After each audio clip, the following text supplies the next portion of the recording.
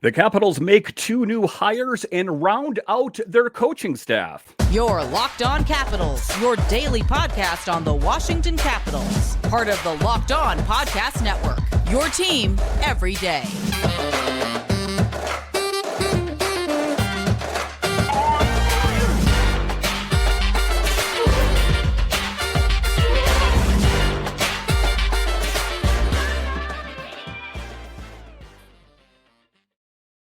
Well, hello and welcome into this edition of Locked On Capitals. I'm so glad you decided to join me today.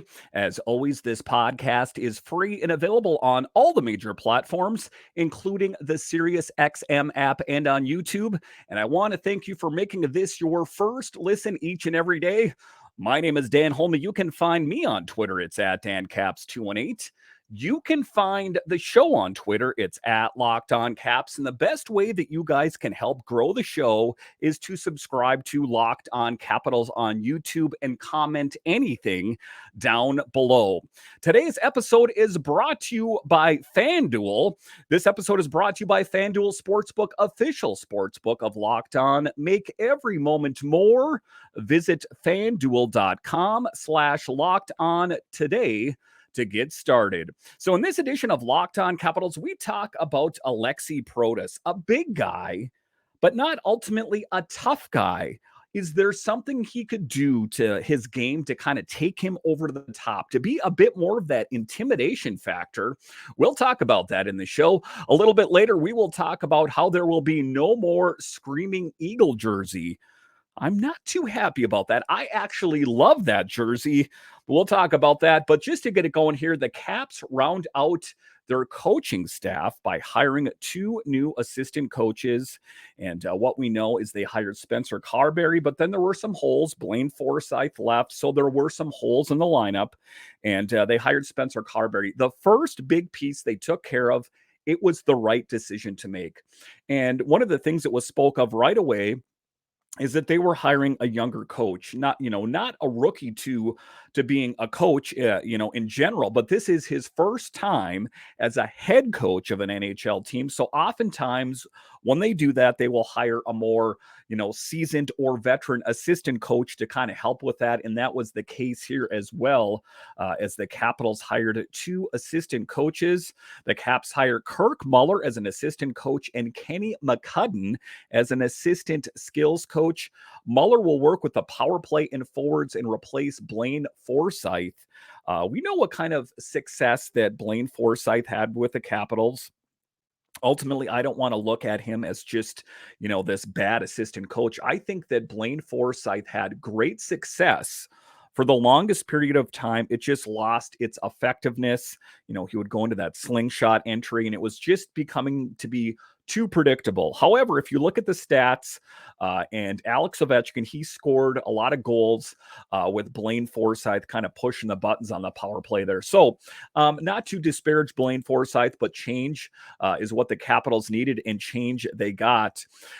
Blaine Forsythe, who left the organization after 17 years and is now with the Arizona Coyotes, writes the Hockey News. So if you take a look at it, for a guy to be employed, a coach in one organization for 17 years, that speaks volumes of what kind of coach he is. I know that, effectiveness was lost over time, but let's face it, when you get hired to be any kind of coach professionally, you're getting hired to get fired. At some point, you will get fired, but I do like the fresh new blood, if you will, that the Capitals have now.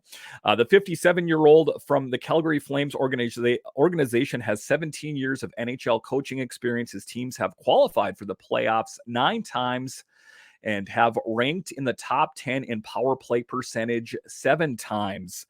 We're talking about McCudden there. So he does have a long history of being successful, and all the pieces are starting to fall into place now. That camp isn't too far away, and when camp does start, there's going to be all the coaching spots are going to be filled. And sometimes you see teams, they go into fall camps and all those positions haven't been spoke for. the Caps are in a good position. It's a great pickup for the Caps as Muller has experience working with Dylan Strome and Anthony Mantha. And oftentimes, if there is even a few players or a couple players on the team that this coach has a rapport with, sometimes that can kind of help with the other players on the team that, Strome or Mantha could say, I've worked with this guy. He's this kind of coach. He's that kind of coach. And he has a good track record. So I think it will work just well. While serving as assistant coach for the Team Canada and the IIHF World Champions, with Mantha looking to regain confidence and find his game, a familiar face will work wonders. That's the hope, ultimately, isn't it? That Anthony Mantha, the further and the closer we get to the start of next season, it is becoming more and more obvious to me that Anthony Mantha will be on the Caps in the fall and next season. And I know that he lost his way last season, but could Spencer Carbery and the new coaches with the Capitals, could they reinvigorate him to get him to the player that we once thought he was? When we traded Panik and we traded Jacob Braun and some draft picks to the Detroit Red Wings, we got Anthony Mantha, and for a period, everyone was very happy. The beat writers for the Capitals were very happy. Can this new coaching staff get Anthony Mantha where he needs to be? That is the hope, because there's little to no chance that the Caps are going to move him. It's just not going to happen. Everyone else can see the back of his hockey card. They know what kind of player he is, and the Caps have him under contract for now. They may as well make the most of that opportunity. If a trade does present itself, then I would say take it. But for me, the excitement for me, now that the coaching staff is rounded out, I hope that these new coaches can help get the likes of Kuznetsov and Mantha where they need to be. McCudden spent the last 8 seasons as an assistant with the Columbus Blue Jackets. Before that, he spent 16 seasons with the AHL Chicago Wolves as the skating and skills coach, helping them to the Calder Cup in 2008. He also experienced when it comes to working with prospects, having worked at several development camps over the course of his career. McCudden was also the skating and skills coach for the U.S. national team in 11-14. This piece in the Hockey News here. So they did do what everyone thought was going to happen. They hired some experienced veteran coaches to surround Spencer Carbery. And I'm not trying to diminish Spencer Carbery's skill set. I think that he is an amazing coach. Let's be honest here. He has killed it at every level that he's been at while he was coaching. Ran the number 2 power play in the entire NHL. I don't think he needs a lot of help, but I think he made the right decisions. And I don't think that ultimately they went out and said, we need to hire an older veteran coach. I just think that those were the best candidates that were available. But in any event, I do like the position that the Capitals were in. As we went into last year, there was a feeling with Peter Laviolette of, uncertainty, how this team was going to go. This next season, I am not sold that they're going to win the Metro or win a Stanley Cup. There's still a lot of questions. I know they picked up Pat Chiaretti. They picked up Joel Edmondson. But are those moves enough? Is hiring Spencer Carbery and, rounding out the coaching staff with new assistants, is it enough?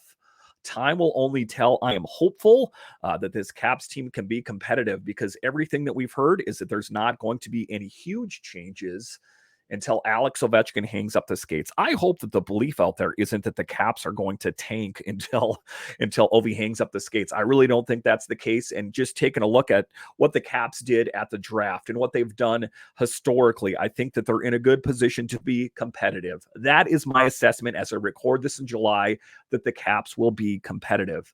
There are certain things that we can't know for sure. Last season, we didn't know that this team was going to be so ravished with injuries, right? And that kind of changed the outcome of last season. If the Caps can stay healthy, and I want to emphasize if they can stay healthy, I do believe that they can be competitive in the Metro division that has gotten a lot better, but I guess time will only tell. All right, so coming up here, we will talk about how the Capitals will not be wearing the Screaming Eagle jersey. It seems trivial to talk about jerseys, but not for me. I love the Caps jerseys, and it looks like they're going to be returning a bit to what they wore before, just the red and whites. We'll talk about it a bit more after the break.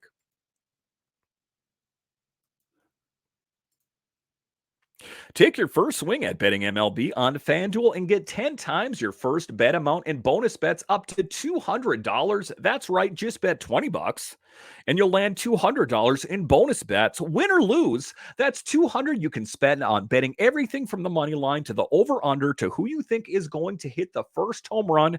Listen, even if you're watching a game, you're watching the Nationals out there and it's not the outcome you're looking for, if you got a little money on it, it makes watching the games that much more exciting.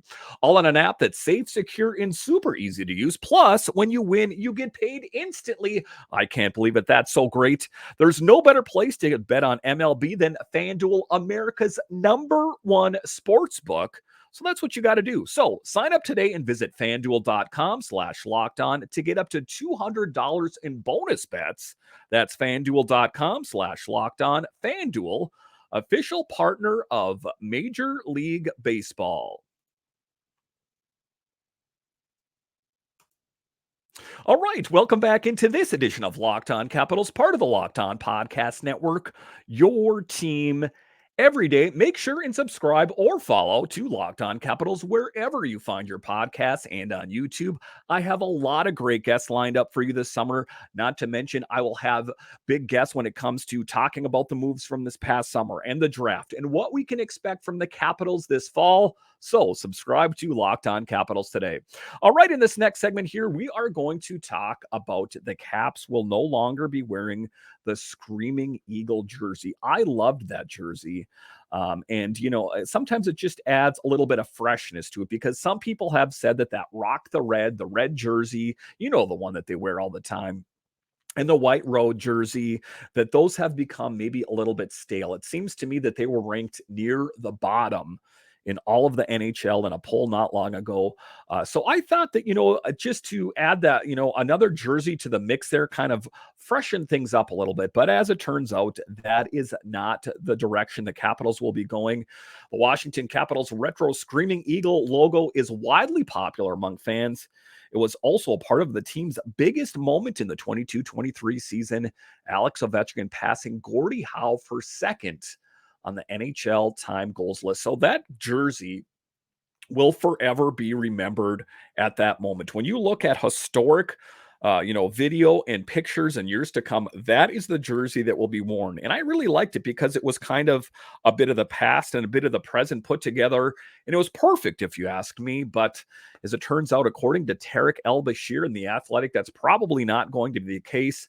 Neither the Skriegel or the team's Black Reverse Retro 2.0 jerseys will be returning next season, despite pleas from fans and Ovi to bring it back, the story in RMNB. So, again, it is a bit trivial. I mean, I guess it doesn't ultimately matter what jersey they're wearing as long as it's a winning product out on the ice. However, it was a good-looking jersey, and there's something to be said for a sharp-looking jersey.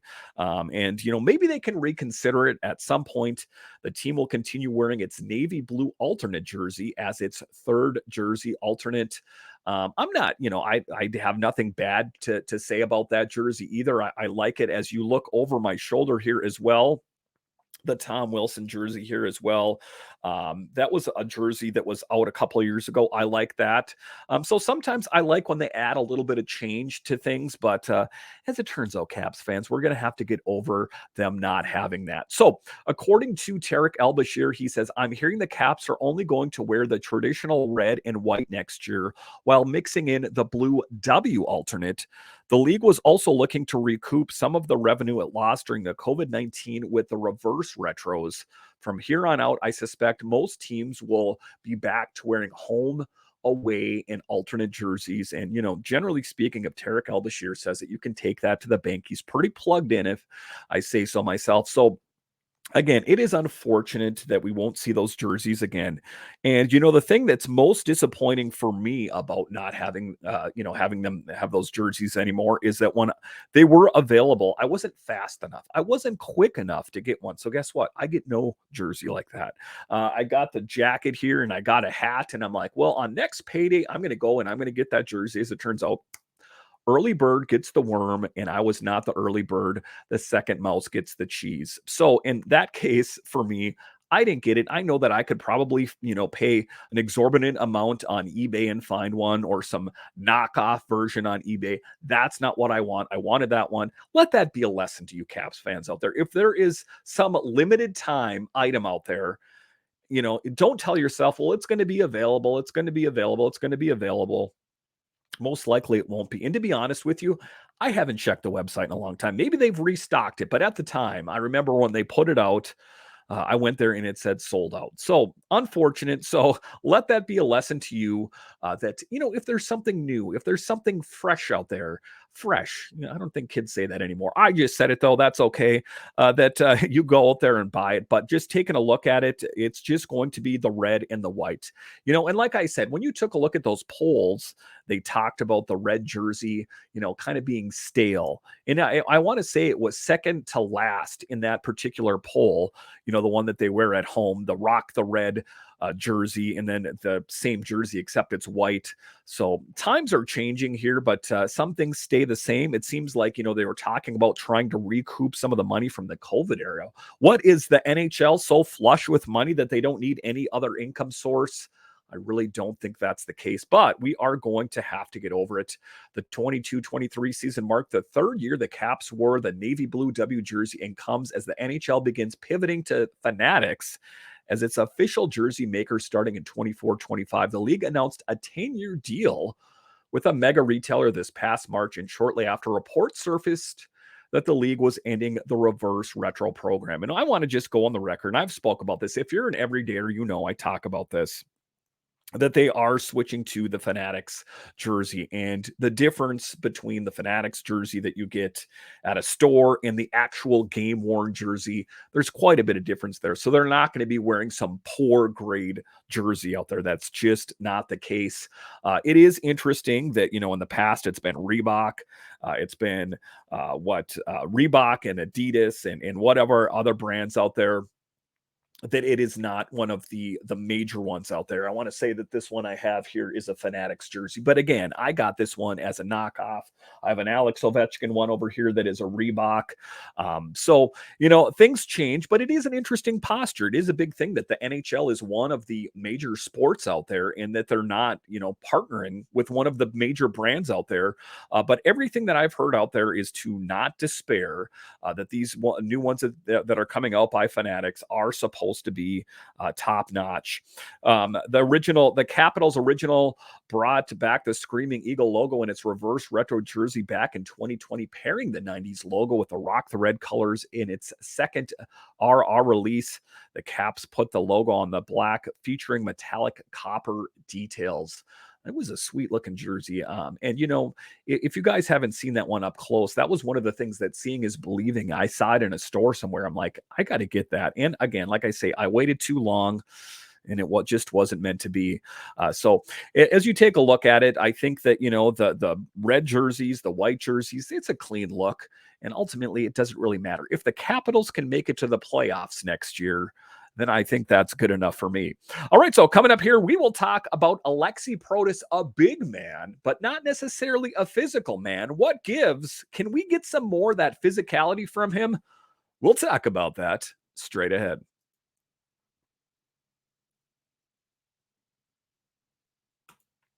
All right, welcome back into this edition of Locked On Capitals, part of the Locked On Podcast Network, your team every day.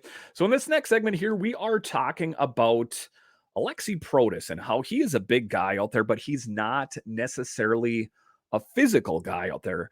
This was a piece that I was reading in Nova Caps, and he was talking about, he noticed when he was watching him play during his season, the KHL, that he would go on hitless streaks. He would sometimes go up to several games at a time without registering a hit. And, that's one of the things that you can work on. I think that Anthony Mantha also got kind of put into that category as well. I think that some Caps fans and even Brian MacLellan perhaps thought they were going to get a physical player. The same thing goes for Aliaksei Protas. One of the things I could say about Protas, if he wants to make sure he gets a sweater each and every night there's a game, is to bring all the different facets of the game that you possibly can bring. Take a look at Alex Ovechkin, a goal scorer, but also has a physical flair. So I think that to a certain extent, when you take a look at Protas, he's got the size about him. He needs to use it to his advantage because sometimes, let's be honest, he didn't always pop on the score sheet. I know that he killed it in camp last season, and that's ultimately how he found a spot on the team. But through the duration of the series, or the season rather, you saw some ups and downs. And if he wants to maintain a little bit more, I think that that he would be best served doing that. The assessment is now more widely known, including by Protas himself, who knows that he needs to be more aggressive and find a bit more of a junkyard dog in his game. Capitals captain Ovi relayed a similar advice in a recent conversation between the two.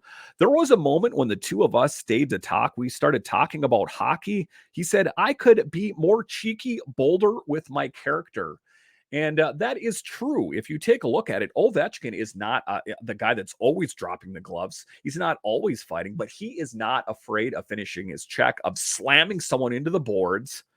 So that is something that Aliaksei Protas could do. He is a big guy. Why not use it to your advantage? And I think that, like I said, if you're not scoring goals all the time, then use the things that you have in your skill set to your advantage. It's not that I'm shy, but I realize now that it may have prevented me from establishing myself somewhere. Listening to Ovi, you trust him, believe his words, because if you look at his first game in the NHL, Sasha simply killed the man on board in his first shift and scored twice. And you realize that you really need to be more daring if you want to reach your dreams. There is nothing to be afraid of. And he's got the size. It's not like Connor Sherry out there trying to throw his weight around. And he even did it as a smaller man. So I think that if Aliaksei Protas wanted to cement his spot every night, we know that there is going to be goal scoring droughts, that kind of thing. But if he can bring the physicality, bring what you can bring, I think that will be, help him in the long term. Because like I talked about, we don't need another big guy on the team that is not physical. Now, I already understand that there's no way it will work any other way. I understand that somewhere my philosophy and games failed me.